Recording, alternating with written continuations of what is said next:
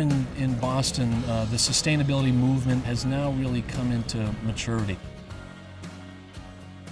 We built the building, and by the day it was open, it was about 70% committed and occupied. We have property developers not saying, why do we have to do this, but how can we meet your standards and go greener? A year later, we're 100% occupied. What we're doing through the partnership with A Better City is organizing those first-tier leaders in the business community and partnering them up with those that want to be green. This is one of the things that it's not negotiable anymore. It's in the DNA of everybody, so to speak. So if you do not do it, you're just going to fall off the table. My face against the window.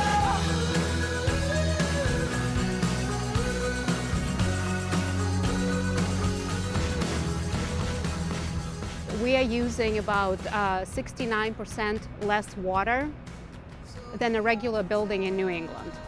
We're designed to use 43% less energy. Building of that size has roughly, say, $2.5 million electricity budget a year. So add 43% on top of that, and you know what type of money we're talking about every year. This is a dual benefit. It's a benefit to the company. Obviously, our operating expenses are lower, but commercial tenants participate in landlords' expenses. So this is a win-win situation for us and for our tenant. Sustainability, making business sense. The sustainability megatrend is really pushing that idea that the buildings really shape the outcomes that you want from people, whether it's better learning, better health, quicker recovery times, or better productivity.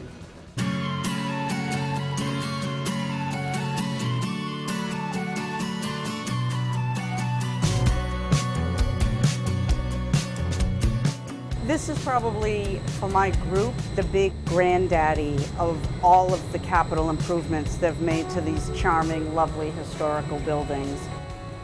We were able to actually report it on last year's ABC scorecard.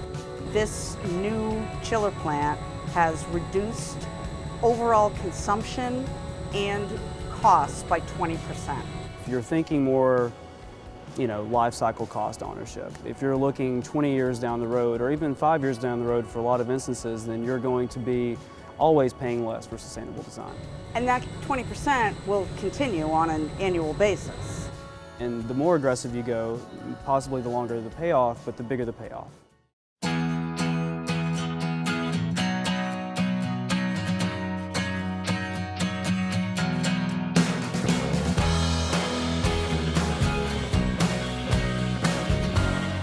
We've been members of A Better City for, I don't know, better than a decade, longer than my tenure here at Seaport.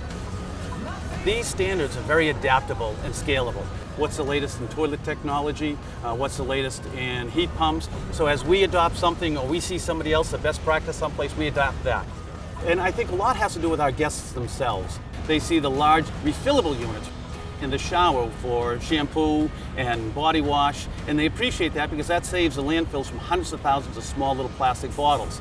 So it's a constantly evolving process. Sustainability is good business, and that's bottom line for property management is one of the most important things, no matter what. It makes you have to own it. You can't just talk it. It makes sense economically, it makes sense environmentally, and they also feel good about it.